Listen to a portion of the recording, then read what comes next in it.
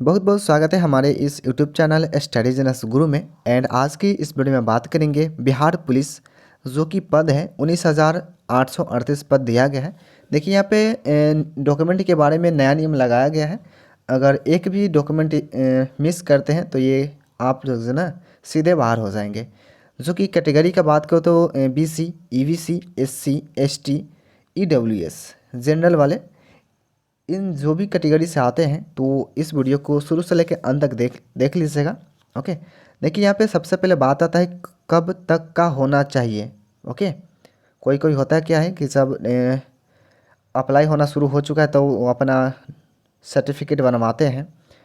तो चलिए बात करते हैं इसके बारे में। इससे रिक्वेस्ट है, चैनल पर है चैनल को सब्सक्राइब कर लेंगे और सब्सक्राइब करके ऑल नोटिफिकेशन ऑन कर लेंगे और इस वीडियो को लाइक करके दोस्तों के साथ शेयर ज़रूर कर दीजिएगा। ओके, क्योंकि अगर बिहार पुलिस के फॉर्म भर रहे हैं तो ये आपके लिए काफ़ी इंपॉर्टेंट वीडियो है। ओके, और आपको बता दें कि रोज़ शाम 7 बजे यहाँ पे बिहार पुलिस का GK GS, math, reasoning, okay, Hindi, इन सभी का क्लास कराया जाता है। तो आप लोग लाइव क्लास में शाम 7 बजे ज़रूर ज्वाइन करेंगे। एंड चलिए नया नियम जानते हैं डॉक्यूमेंट के बारे में। तो यहाँ पे सबसे पहले आपको बतला दें कि फॉर्म भरते समय आपको डॉक्यूमेंट कुछ नहीं लग रहा है, ओनली वाला आपको लग रहा है फ़ोटो। और फोटो कैसा होना चाहिए तो पीछे का बैकग्राउंड वाइट होना चाहिए। ओके, फ़ोटो लग रहा है और हिंदी इंग्लिश सिग्नेचर, बस इतना ही लग रहा है। बाकी बात जो ये डॉक्यूमेंट आप लोग देख रहे हैं ना, ये आपको डॉक्यूमेंट वेरिफिकेशन जब होता है, देखिए सबसे पहले आपको बतला दें कि आपका जो है ना ये सिलेक्शन प्रोसेस 3 स्टेप में होता है।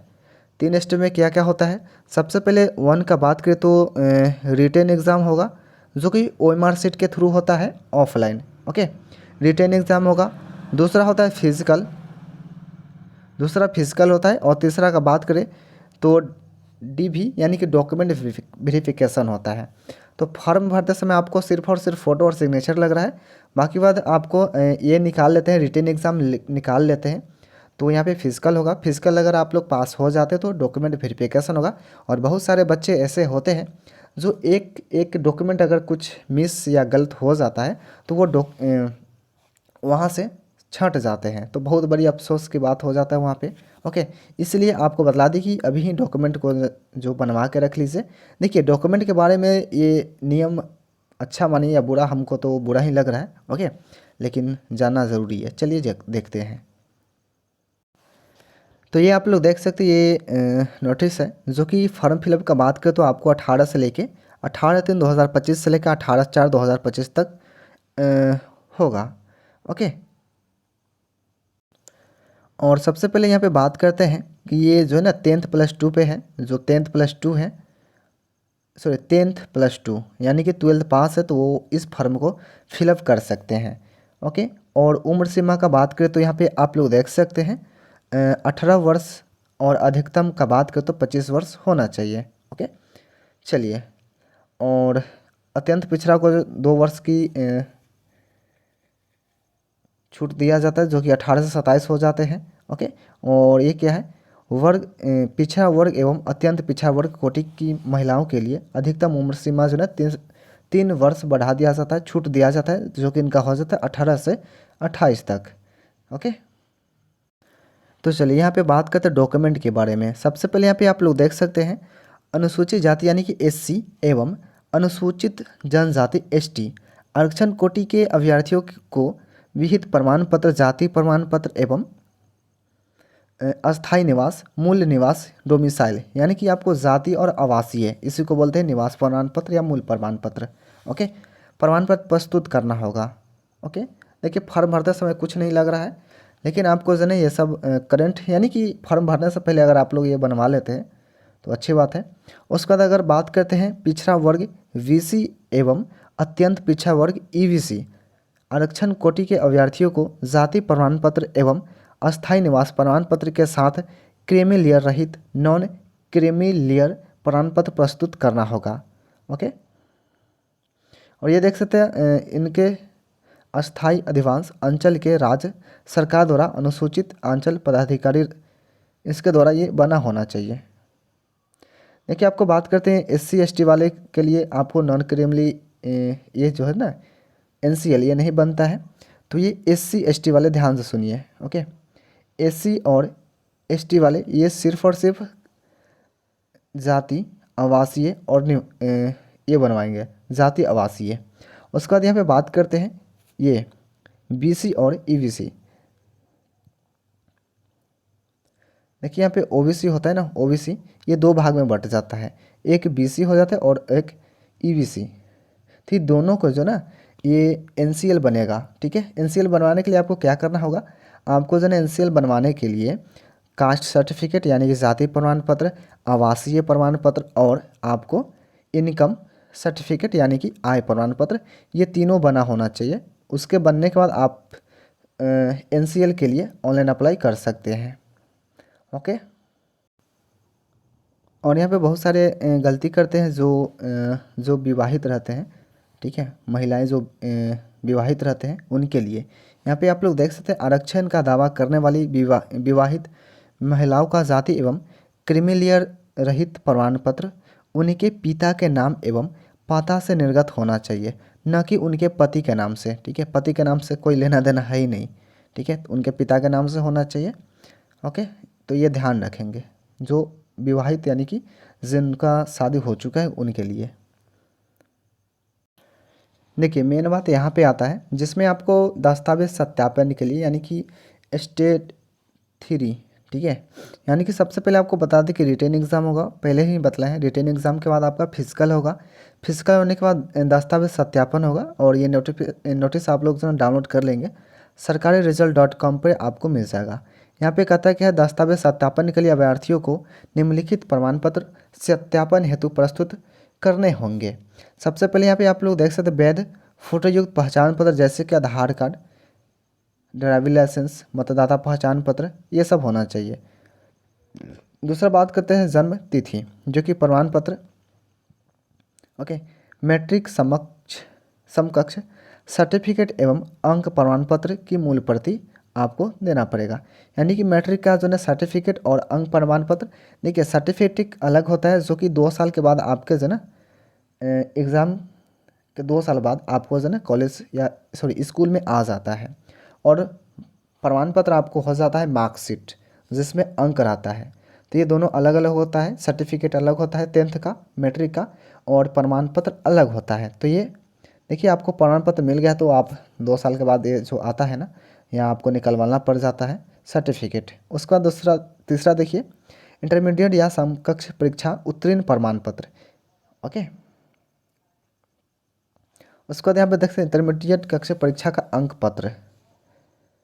ओके, यानी कि ये प्रमाण पत्र, ये क्या बोलते हैं सर्टिफिकेट आपको चाहिए और उसे 12th का फिर अंक प्रमाण पत्र यानी कि मार्कशीट। उसके बाद देख सकते हैं अनुसूचित जाति SC, अनुसूचित जनजाति ST, आरक्षण वर्ग के अभ्यर्थियों के लिए समकक्ष पदाधिकारी द्वारा निर्गत जाति प्रमाण पत्र एवं अस्थायी आवास प्रमाण पत्र ये चाहिए। उसके बाद यहाँ पे अगर बात करते हैं वर्ग यानी कि BC और EBC से आते हैं तो आपको जो ना जाति प्रमाण पत्र एवं अस्थायी आवास प्रमाण पत्र एवं नीचे है समकक्ष पदाधिकारी द्वारा निर्गत क्रीमीलेयर यानी कि NCL सर्टिफिकेट एवं यहाँ पर देख सकते विगत 1 वर्ष के पूर्व निर्गत क्रीमीलेयर रहित प्रमाण पत्र होने पर सामान्य प्रशासन विभाग सरकार के परिपत्र संख्या ये सब दिया गया है, तो यही NCL ओके ये देना पड़ेगा। उसके बाद यहाँ पे देख सकते हैं अगर ये सब हैं ठीक है, तो यहाँ पे आप लोग देख सकते हैं ट्रांसजेंडर अभ्यर्थियों के लिए भी है। अगर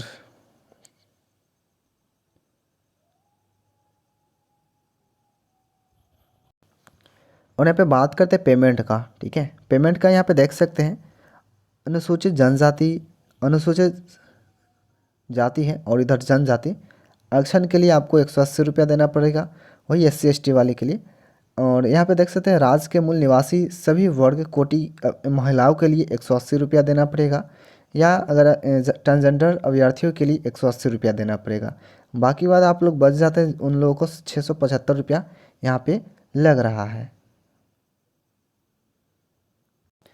चलिए मेन बात आपको बतला दें कि ये डॉक्यूमेंट में बदलाव किया गया यही कि आपको जो ना 18/4/2025 से पहले का बना होना चाहिए। यानी कि फॉर्म भर रहे हैं तो अभी बनवा लेंगे तो ज़्यादा अच्छा रहेगा। अगर आपको बना हुआ है यानी करेंट वाला होना चाहिए, यानी कि 2025 चल रहा है ना, तो ही 2024 से 25 का है तो चल जाएगा। अगर वही बात करते हैं नहीं बना है तो आप लोग जो ना 18/4/2025 से पहले बनवा लेंगे।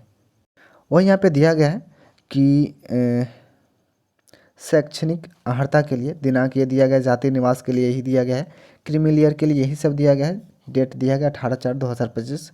आवेदन संपन्न की अंतिम तिथि है। ठीक है, तो हो सके आप लोग से ना यहाँ पे देख सकते हैं, कहते हैं आर्थिक रूप से कमजोर वर्ग के सदस्य द्वारा प्रस्तुत किए जाने वाला आय एवं परिसम्बंधित प्रमाण पत्र के लिए दिनांक 18/4/2025।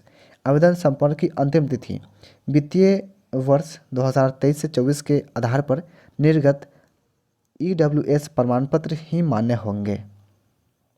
ठीक है, तो अगर ये सब नहीं है फॉर्म तो आप सॉरी ये सब डॉक्यूमेंट नहीं है तो आप ये डेट दिया गया इससे पहले का बनवाइए। यानी कि हो सके तो आज ही बनवा लीजिए, इसके बाद वाला आपका नहीं चलेगा। ठीक है, वहाँ पर डॉक्यूमेंट वेरिफिकेशन में डायरेक्ट छांट दिया जाएगा, तो इतना आप लोग ध्यान में रखेंगे। उसके बाद यहाँ पे 5 नंबर में आप लोग देख सकते हैं, कहता क्या है, बिहार राज्य का अधिवास डोमिसाइल। यहाँ पे देख सकते हैं यदि आप बिहार के निवासी हैं तो हाँ चुने, अन्यथा नहीं चुने। दस्तावेज सत्यापन के समय अभ्यर्थी को अधिवास यानी कि डोमिसाइल सर्टिफिकेट दिखाना आवश्यक है। ऑनलाइन आवेदन फॉर्म भरने के बाद अधिवास सर्टिफिकेट का बदलना स्वीकार नहीं किया जाएगा। यानी कि आपको बता दें कि वही है जो ये ऑनलाइन आवेदन फॉर्म भरने के बाद यानी कि 18/4/2025 तक से पहले का होना चाहिए। ओके, आरक्षण कोटि का यहाँ पे बात कर देखिए, अभ्यर्थियों को अपने आरक्षण कोटि का चयन करना होगा। आरक्षण कोटि यथा EWS EBC BC SC ST से संबंधित अनुमान्य प्रमाण पत्र सत्यापन के समय प्रस्तुत करना अनिवार्य होगा। जो अभ्यर्थी बिहार राज्य के निवासी नहीं है वे सामान्य कोटि का चयन करेंगे। ठीक है, यानी कि जनरल पंजीकरण और ऑनलाइन आवेदन पत्र भरने के बाद आरक्षण कोटि में परिवर्तन स्वीकार नहीं किया जाएगा। और जन्म तिथि का बात करें तो ये है, देखिए आपके आधार कार्ड और आपके मार्कशीट में नाम, डेट ऑफ बर्थ ये सब सेम होना चाहिए, अन्यथा ये सब से भी छांट दिया जाएगा। ओके, तो यही सब बात है। अगर आपको अधिक जानकारी लेना तो इंस्टाग्राम का लिंक इस वीडियो के डिस्क्रिप्शन में, वहाँ से हमें डायरेक्ट DM कर सकते हैं, डायरेक्ट मैसेज कर सकते हैं। ओके, और वीडियो कैसा लगा हो चैनल पर है सब्सक्राइब करके और कमेंट कर दे सके कैसा लगा वीडियो। एंड चलिए हम फिर मिलते हैं आपसे नेक्स्ट वीडियो में, तब तक के लिए जय हिंद जय भारत।